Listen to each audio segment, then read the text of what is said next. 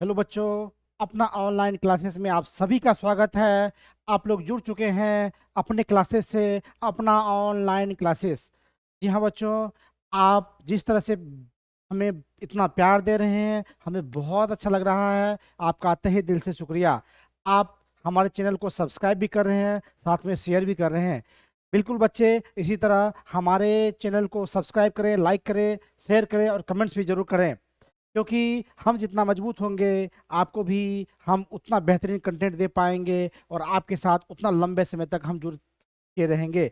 बच्चों, मैं आपको विश्वास दिलाता हूं कि आपको 2025 का जो मैट्रिक बोर्ड एग्जाम है, मैं वहां तक आपको मंजिल पहुंचा के ही दम लूंगा, बीच में कहीं नहीं छोड़ूंगा।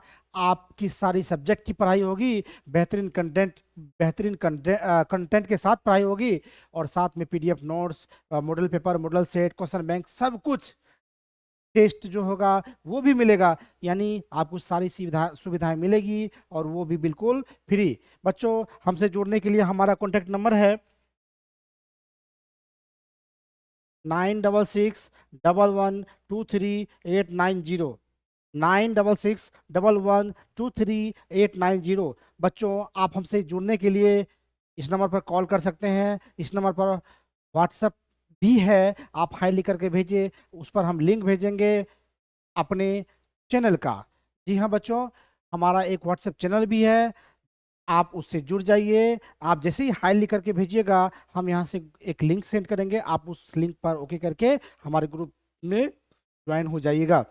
इससे आपको फायदा क्या मिलेगा कि हम जब भी क्लास लेंगे आपको उसका लिंक आपके जो व्हाट्सएप पर है वो सेंड हो जाएगा और आपका कोई भी क्लास मिस नहीं होगा। तो बच्चों, आप जल्दी से, यदि हमारे चैनल को सब्सक्राइब नहीं किए हैं तो जल्दी से सब्सक्राइब कर लें। यदि आपका दोस्त नहीं सब्सक्राइब किया है तो उनको भी सब्सक्राइब करवा दें। और आपके यहाँ आपके परिवार में भी कोई पढ़ने वाले हैं, बिहार बोर्ड क्लास 10th का प्रिपरेशन कर रहे हैं, तो उनको भी सब्सक्राइब करवा दें और शेयर करते रहें। तो बच्चों, चलिए अब शुरुआत करते हैं। आज हम जो है कुछ 1.2 जो एक्सरसाइज था उसका कुछ हम और भी जो सवाल था वो हम खुद बना करके लाए हैं, ताकि आपको जो है किसी प्रकार का दिक्कत ना हो, आपका रिवीजन हो जाए। तो बच्चों, चलिए हम लोग बनाते हैं और शुरुआत करते हैं। बच्चों, क्वेश्चन क्या है?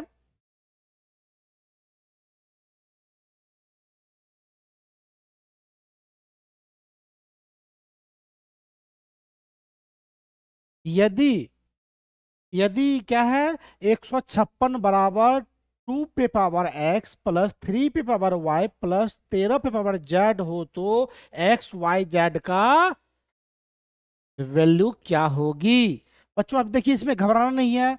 क्या है, 156 तो दिया हुआ, 2 to the power x plus 3 to the power y plus 13 to the power z, यानी 2 पे पावर x है, 3 पे पावर y है, 13 पे पावर जो z है। तो यही जो पावर जो दिया हुआ है एक्स वाई जेड, इनकी वैल्यू क्या होगी? तो बच्चों, ये बहुत ही आसान है। आप कहिएगा सर कैसे? तो बच्चों, हम लोग क्या करेंगे, क्या करेंगे? हम लोग पढ़े हैं अभाज्य गुणनखंड निकालेंगे। तो यहाँ पे क्या करेंगे, 156 लिखेंगे। देखिए, 2 से कितना होगा, 78 हो जाएगा। फिर 2 से देखिए कितना हो जाएगा, 39 हो जाएगा। फिर 3 से कितना हो जाएगा, 13। अब इसको क्या लिख सकते हैं? अब देखिए यहाँ पे पहले क्या लिखेंगे, हल लिखेंगे, क्योंकि मैथमेटिक्स का यदि सवाल हम पर बना रहे हैं तो हल लिखना जरूरी है। तो बच्चों, हल लिखना नहीं भूलेंगे। चलिए,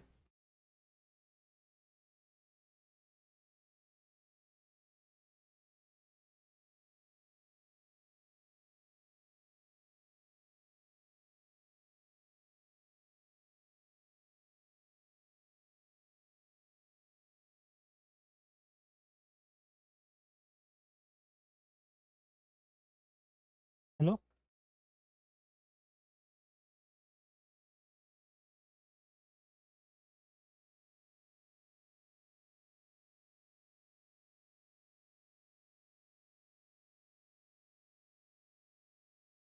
चलिए बच्चों, कुछ खराबी आ गई थी, इसके लिए हम माफी चाहते हैं। तो क्या करना है कि अब देखिए 156 है, तो हम क्या किए, 2 से भगा दिए क्योंकि ये सम संख्या है। 78 लगेगा, 156 का आधा 78 होता है। फिर 2 से लगाए 39 दूना 78 होता है। फिर 3 से लगाए 13। अब देखिए 156 यहाँ लिखेंगे, क्या लिखेंगे 156। 156 को क्या लिख सकते हैं, 2 गुना 2 गुना 3 गुना 13। अब अलग अलग कीजिए, दो दो बार है तो दो बार पावर क्या देंगे, 2 गुना, ठीक है। अब 3 पे पावर क्या है, तो 3 पावर कुछ नहीं तो एक ही होगा, कुछ नहीं तो एक। 13 पावर क्या है, एक ही 13 है तो एक। अब देखिए यहाँ पे x, दो पावर जो x है तो यानी x कितना हो जाएगा, 2। y कितना हो जाएगा, 3 पावर कितना है y, 1। और 13 पावर z जो कितना है, z वाला कितना हो जाएगा, 1। समझ में आया बच्चों। पहले हम क्या करेंगे, अभाज्य गुणनखंड निकाल लेंगे। अभाज्य गुणन देखिए, 2 गुना 2 गुना 3 गुना 13, वही हम लिख दिए। दो दो बार है तो 2 का स्क्वायर हो गया। 3 अकेले है, 13 अकेले है, तो 3 पे कुछ पावर नहीं तो एक है। यदि कोई पावर नहीं तो एक पावर है, क्योंकि एक बार मल्टीप्लाई वो हो रहा है और 13 भी हो रहा है। तो यदि दो पावर क्या है, यहाँ पे x है, तो यहाँ पे x बराबर क्या हो गया, 2। तो यहाँ पे है ना 2 पावर 2, तो यहाँ पे x बराबर क्या होगा, 2। y बराबर क्या हो गया, 1। 13 पावर क्या हो गया, 1। यानी क्या होगा, अब वैल्यू क्या चाहिए, इसलिए x plus y plus z. X का वैल्यू कितना है, 2। y का वैल्यू कितना है, 1। और z का वैल्यू कितना, 1। यानी कितना हो गया, 4। आंसर कुछ नहीं है बच्चों, x plus y plus z बराबर क्या हो जाएगा, x plus y plus z बराबर क्या हो जाएगा, 4। क्या हो जाएगा, 4 हो जाएगा। चलिए बच्चों, समझ में आया, जी गुरु जी। इसी तरह आप लोग देखते रहिए, हमसे जुड़े रहिए। हाँ, आपको हम रटाएंगे नहीं, सिखाएंगे। कुछ नहीं था बच्चों इसमें, समझ में आ गया। चलिए नेक्स्ट हम लोग देखते हैं।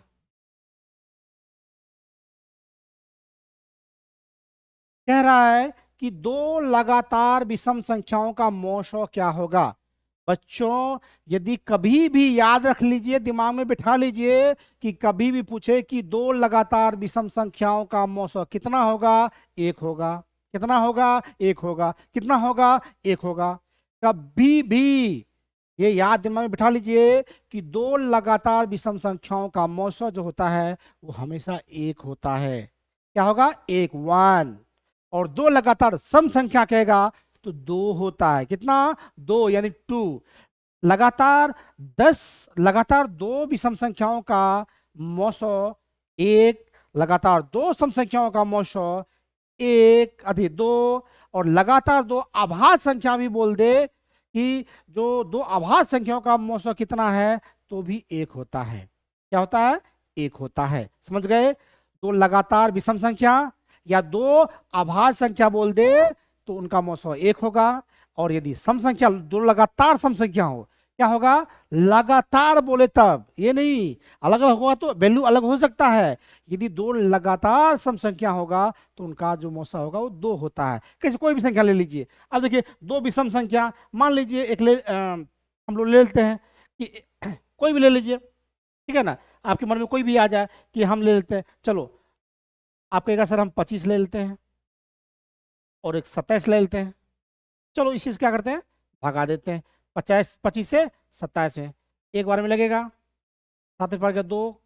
अब 2 से 25 में दीजिए, 2 का 2 कट गया, 5, 2 दूना 4, 1 क्या बचा, 1।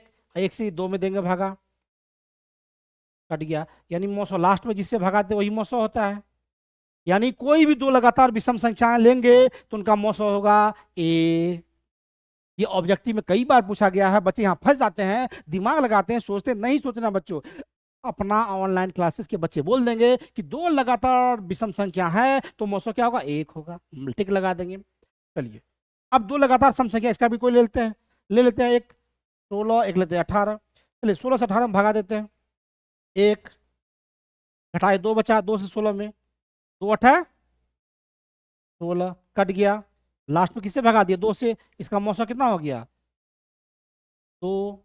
यानी बच्चे लगातार दो सम संख्या होगा तो उसका मौसो दो होगा, और लगातार दो विषम संख्या होगा तो मौसो एक होगा। इसको गांठ मान लीजिए, दिमाग में बिठा लीजिए, कभी भूलना नहीं है, नहीं है, नहीं है। ठीक है, तो चलिए बच्चे आगे चलते हैं।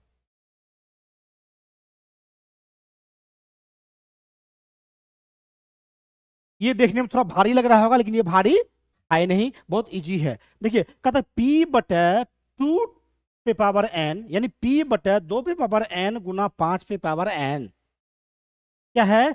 p बटे दो पे पावर n गुना पांच पे पावर n के रूप में 0.105 यानी 0.105 को लिखा जा सकता है। किस रूप में? तो हम लोग क्या करेंगे, प्लेन का हल निकालते हैं। क्या करेंगे? हल लिखेंगे या सॉल्यूशन लिखेंगे। अब इस रूप में लिखना है, लेकिन संख्या क्या है? ये है। तो अब देखिए क्या लिखा है, 0.105। अब देखिए दशमलव क्या करेंगे, उड़ाएंगे, तो क्या हो जाएगा, दशमलव का वन, और कितना डिजिट है, एक दो तीन, एक दो तीन। क्या करते हैं बच्चों, यदि कोई दशमलव वाली संख्या हो तो हम लोग दशमलव को उड़ाते हैं, तो उसके बदले क्या करते हैं, दशमलव के बाद जितना अंक होगा एक पे उतना जीरो देते हैं। दशमलव के बाद एक दो तीन है तो एक पे तीन जीरो हो जाएगा। दशमलव के बाद यदि पांच अंक होता तो पांच जीरो देते। दशमलव के बाद नौ अंक होता तो नौ जीरो देते एक पे। समझ में आया? यदि दशमलव का दो अंक है तो वन पे डबल दो जीरो होगा। तो इसलिए इसको उड़ाए दशमलव को, दशमलव के बाद एक दो तीन अंक है, इसलिए तीन जीरो वन पे दे दिए। अब कटाइए, पांच से 21 वाले में कट गया, पांच से करिए 200। अब क्या हो गया, 21/200। अब आप लोग सोच रहे हैं कि सर इस रूप में कैसे लाएं, ये देखने में तो भारी लग रहा है। बच्चों कुछ नहीं करना है, इनका अभाज्य गुणनखंड निकाल लीजिए। 21 का निकालिए, 3 से खाएगा 7, इसका हो गया 3 × 7। अब क्या है, दूसरा क्या है, 200, इसका निकाल लीजिए। 2 से 100, फिर 2 से 50, फिर 2 से 25, अब 5 से लगेगा 25 25 होगा। अब देखिए 21 को क्या लिख सकते हैं, 3 × 7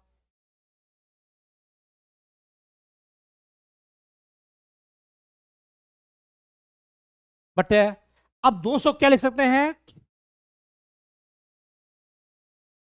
2 × 2 × 2, 3 बार 200 गुना है, उसके तो 5 × 5 ही उतार दी है। 3 बार 2 है और 2 बार 5 है। अब क्या करेंगे, इसको लिखेंगे, फिर लिखेंगे 3 × 7 बटे, अब देखिए दो कितना है, दो कितना है, एक दो तीन, तो दो में बराबर कितना हो गया, 3। पांच पे पांच कितना है, 2 बार है, तो पांच पे पावर 2।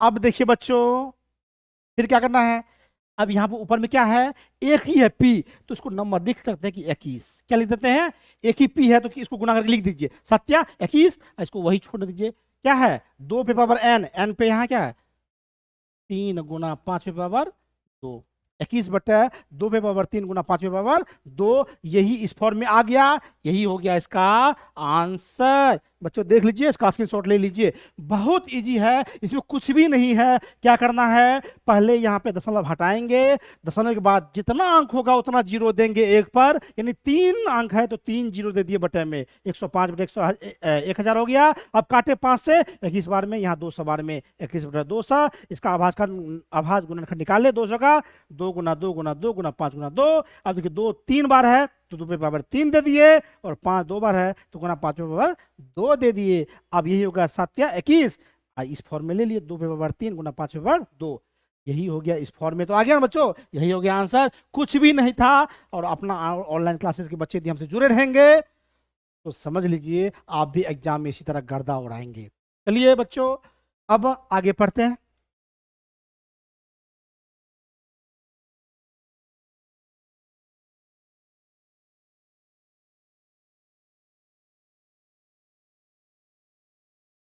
चलिए आगे बढ़ते हैं।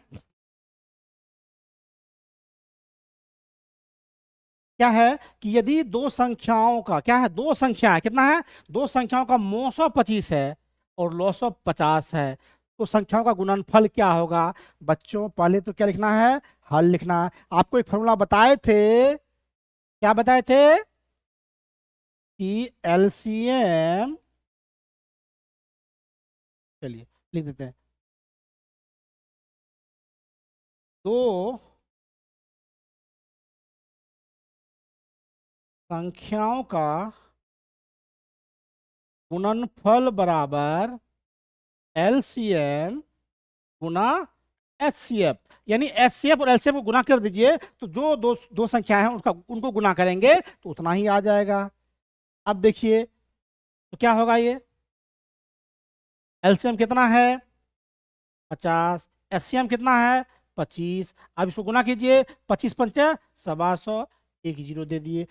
बच्चों क्या करना, जब जीरो हो तो जीरो को छोड़ दीजिए, 25 को 5 से गुना कर दीजिए, 125 होता है, एक जीरो है तो एक जीरो लगा दीजिए, दो जीरो होगा तो दो जीरो लगा देंगे, आसानी से गुना हो जाता है। तो कितना हो गया 1250 आंसर। बच्चों इसका फॉर्मूला याद रखिएगा, दो संख्या का गुणनफल बराबर एलसीएम गुना एचसीएफ।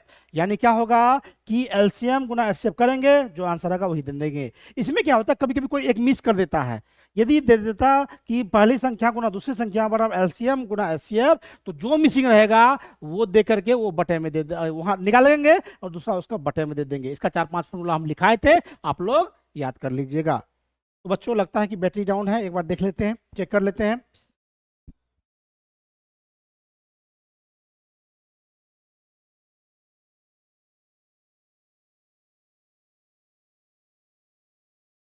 चलो बैटरी बच्चों थोड़ा बैटरी बदल लेते हैं, ठीक है।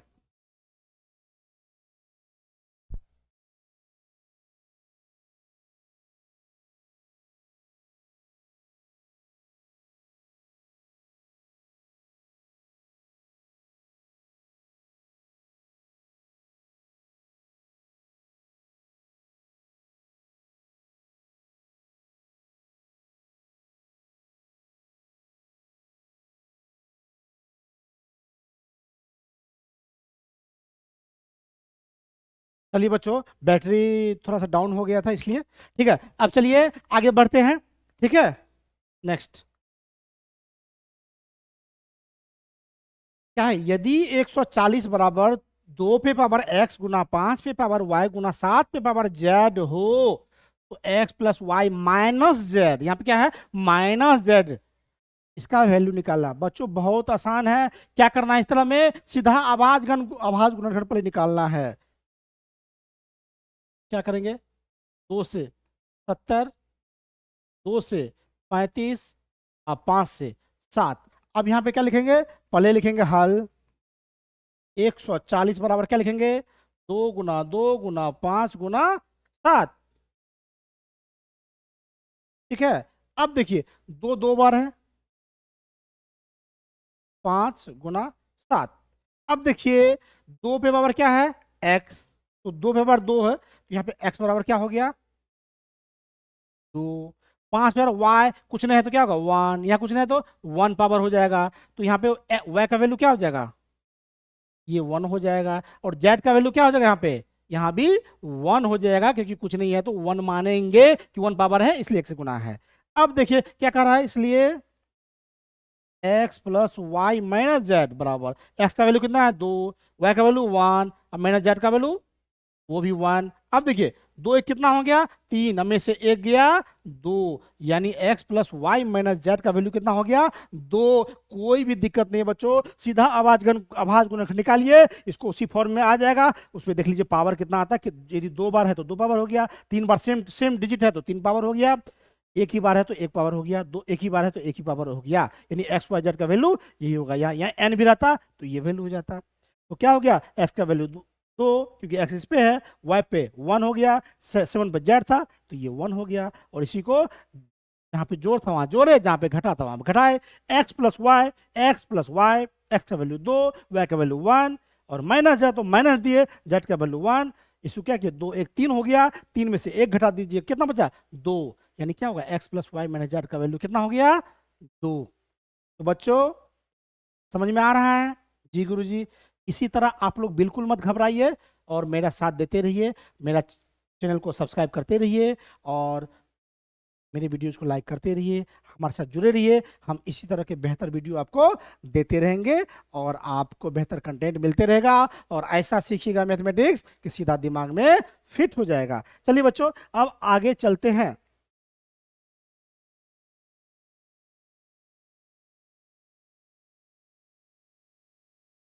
क्या कि दो संख्याओं का मौसो 15 है, मतलब एचसीएफ कितना है? 15 है। लॉसवा कितना है? 105 है। और यदि उनमें से एक संख्या 5 है तो पहले देखिए क्या क्या लिखा हुआ है, पहले लिखिए हल, घबराइए मत, आसानी से बनाइए। यहां लिखिए मौसो का मतलब एचसीएफ, या मौसो लिखना है तो मौसो लिख दीजिए। एचसीएफ कितना है? 15। यानी मौसो भी लिखना चाहे तो आप लिख सकते हैं। उसके बाद देखिए लॉसो ही लिखना है तो लिख दीजिए, यानी एलसीएम। ठीक है, एलसीएम कितना है? 105। अब उसमें एक संख्या, तो मान लीजिए पहली संख्या, दो संख्या है, पहली संख्या कितना है? 5, और दूसरी संख्या बराबर क्या करता है? दूसरी संख्या बराबर वाट मांग रहा है। तो बच्चों इसका फॉर्मूला लिख देंगे। क्या मांग रहा है? दूसरी संख्या, तो यहां लिखेंगे पहली संख्या, याद है फॉर्मूला हम लिखाए थे, ये याद रख लेना है। पहली संख्या गुना दूसरी संख्या बराबर एलसीएम गुना एचसीएफ। अब देखिए पहली संख्या क्या है? 5।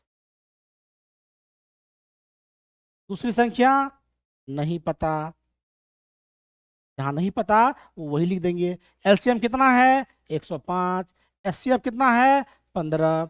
अब देखिए क्या करना है कि जो चीज निकालना है, दूसरी संख्या निकालना है तो इसको रखेंगे, दूसरी संख्या बराबर, ये दोनों जो है ये लिख देंगे 105 गुना 15। और जो एक साइड से दूसरे साइड जाता है, गुणक में रहता है तो वो नीचे आ जाता है, यानी हर बन जाता है। ये गुणक में था तो यहाँ पे दूसरी संख्या या 5 है तो यहाँ 5 हो जाएगा। इधर का भी कोई गुणक रहेगा, इधर आएगा तो नीचे आ जाएगा। यदि 5 गुना दूसरी संख्या है तो 5 नीचे हो जाएगा। यहाँ कोई एलसीएम नहीं रहता तो एलसीएम इधर नीचे आ जाता।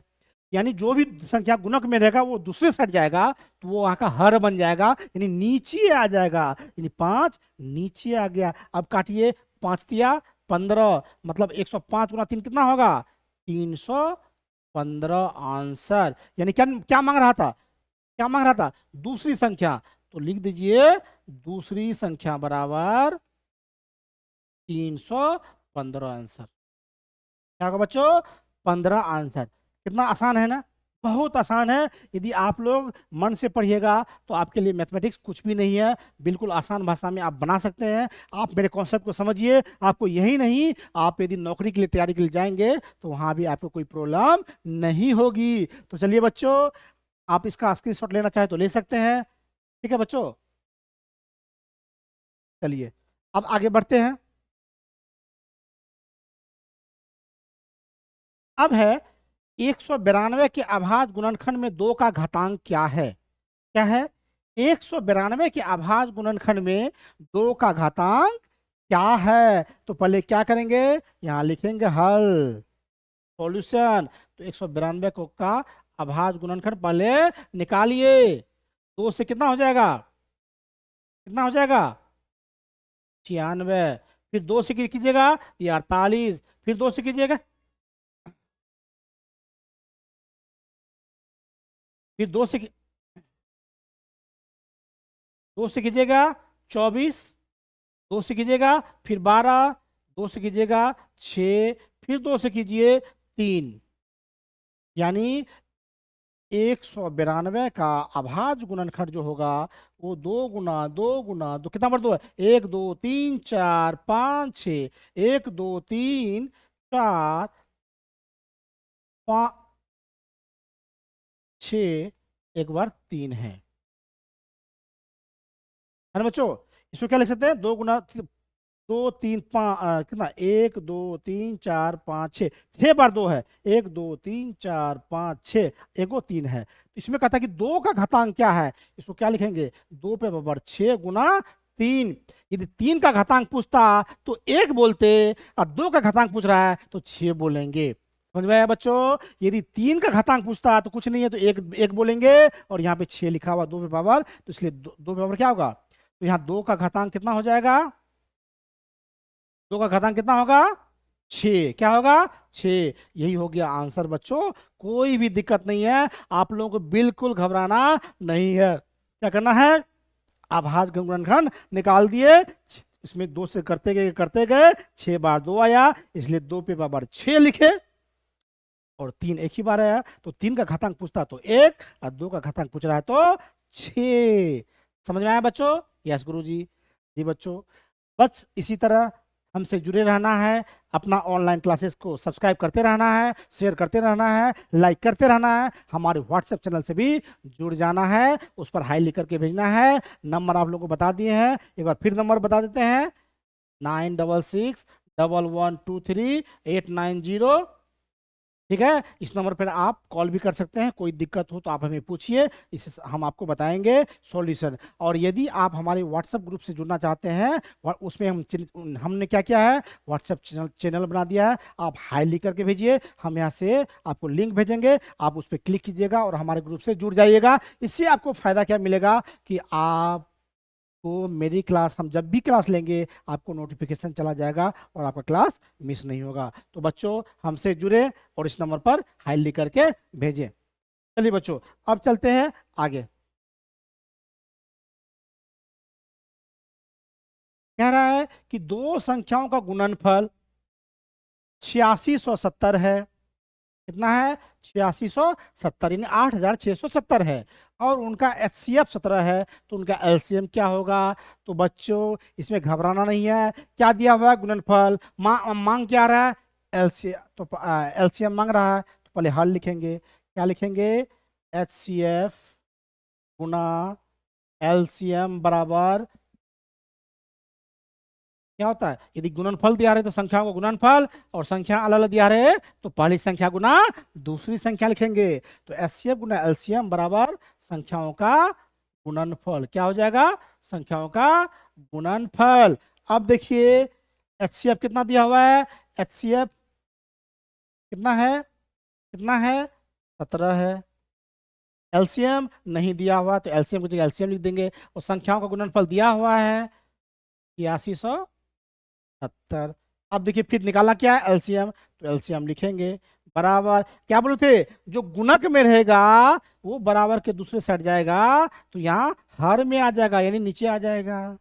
समझ में आया, दो संख्या रहे और वो गुणक में रहे, गुणज में रहे, दोनों गुणा क्या हुआ रहे, तो यदि एक संख्या उधर जाएगी तो वो हर में बन जाता है, यानी नीचे आ जाएगी, यानी 17 जाएगा दूसरे साइड तो गुणक में रहेगा तो नीचे, या उधर कैसे में आएगा तो वो भी इधर नीचे आ जाएगा, तो क्या होगा, नीचे आ गया।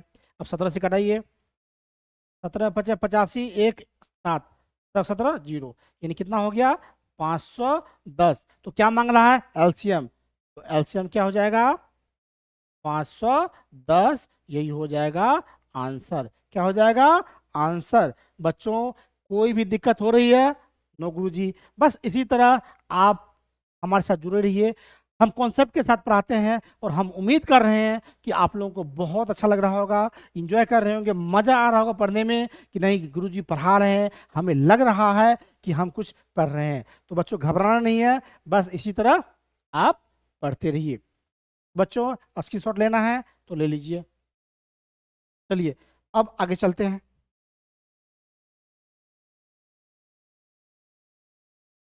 कह रहा है कि यदि P तथा Q अभाज्य संख्याएं हैं तो P क्यूब, यानी P पे power 3 Q, P cube Q और P स्क्वायर Q का मौसो क्या होगा। आप देखिए बच्चों, दो संख्याएं दिया है, क्या दिया है, दो अभाज्य संख्या दिया हुआ है, यहां पर दे करके आपको फंसाया जाएगा। क्या किया जाएगा बच्चों, फंसाया जाएगा, कि अब बच्चे क्या करेंगे, अब बच्चे इसमें क्या होगा कि वो घबराएंगे, है ना, तो इसमें बिल्कुल घबराना नहीं है।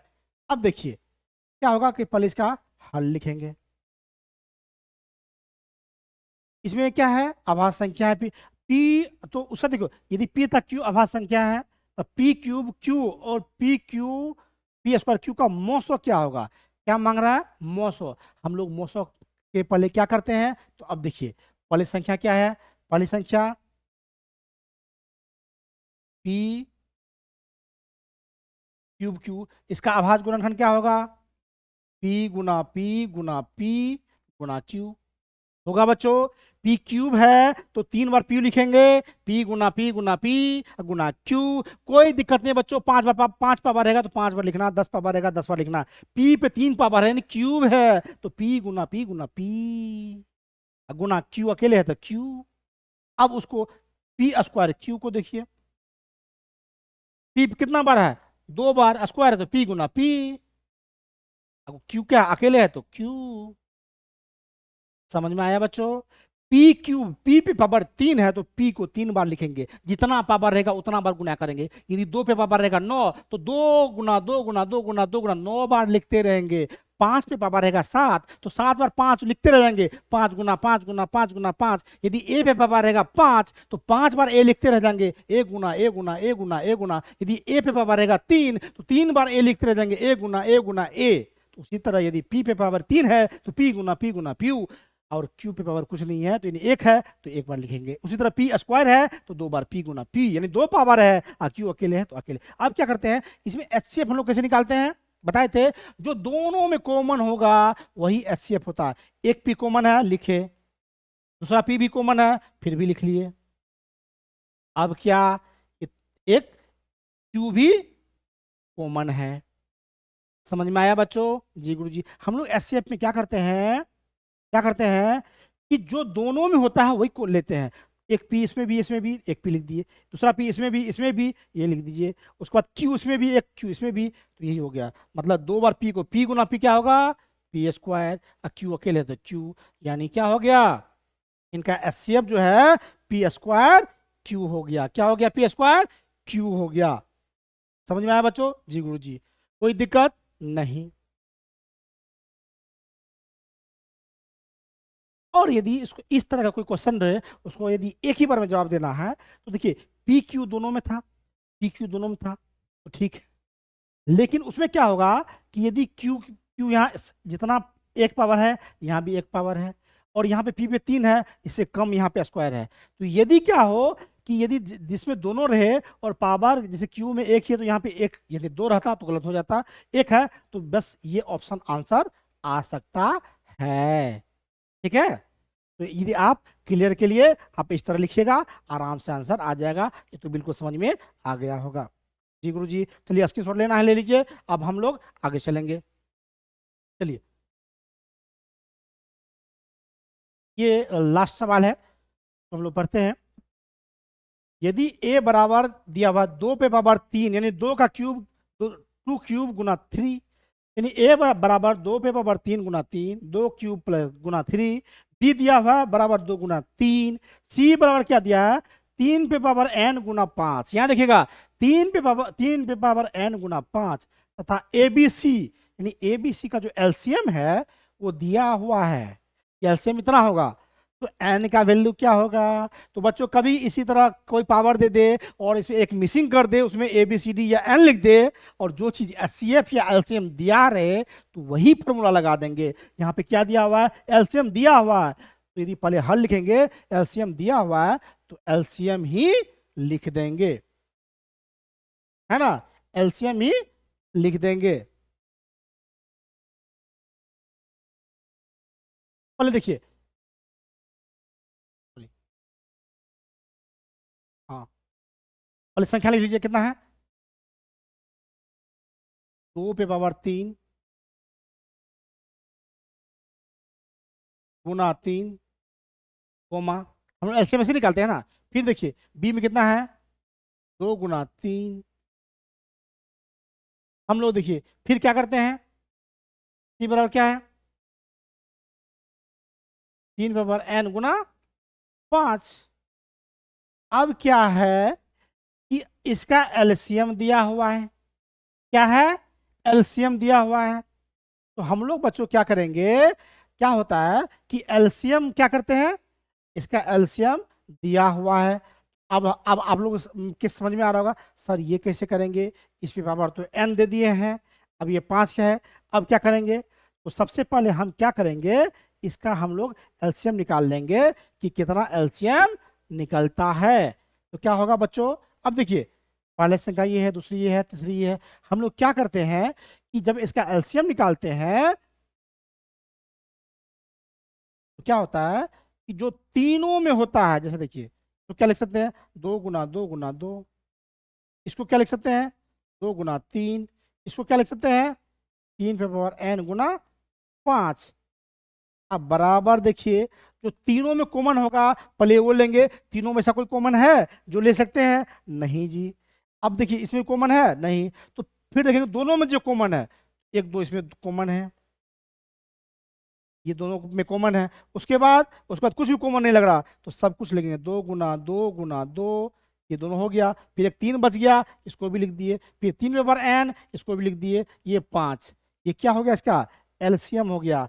अब वही बराबर कर देंगे जो यहाँ पे दिया है, क्या है, 2 पे पावर 3 गुना 3 पे पावर 2 गुना 5। अब देखिए बच्चों यहाँ क्या लिखेंगे, 2 पे पावर कितना है, 1 2 3, यानी 2 पे पावर लिखेंगे 3, 3 तो है ये है, गुना 3 पे पावर n गुना 5 बराबर देखिए 2,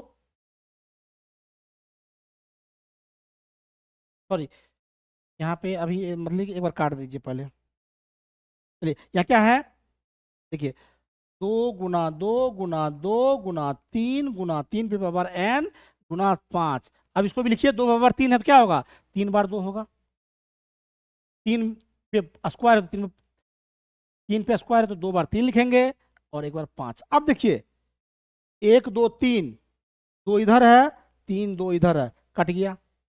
अब देखिए 1 3 इधर है, 1 3 ये कट गया, 1 5 ये है, ये 5 भी कट गया। अब देखिए अब यहाँ क्या बच गया, इस साइड में 3 पे पावर n बच गया। क्या बच गया, 3 पे पावर n, और इधर क्या बच गया, 3, यानी 3 पे पावर 1। कुछ नहीं है तो 3 पे पावर 1।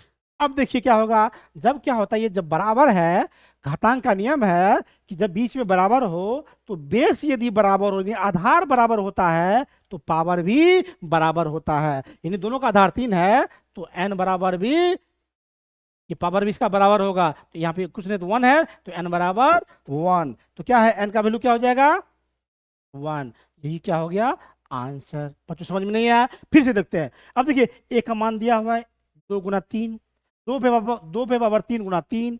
बी का मान दिया हुआ है 2 गुना 3। सी का मान दिया हुआ है 3 पे पावर n गुना 5। ठीक है बच्चों। अब देखिए इसमें ए बी सी का एलसीएम दिया हुआ है, तो तीनों संख्या है ए बी सी, तीनों का एलसीएम यानी लॉसो लिया हुआ है जो इतना है 2 क्यूब यानी 2 पे पावर 3 गुना 3 का स्क्वायर गुना 5। तो इसमें कहता है n का वैल्यू क्या होगा, तो इसमें क्या करेंगे कि एलसीएम कर रहा है तो पहले एलसीएम निकाल ले लेंगे। तो एलसीएम क्या है, ये पहला संख्या 2 पे पावर 3 गुना 3, तो यानी 2 पे पावर 3 जो है इसको क्या लिख सकते हैं, 2 गुना 2 गुना 2।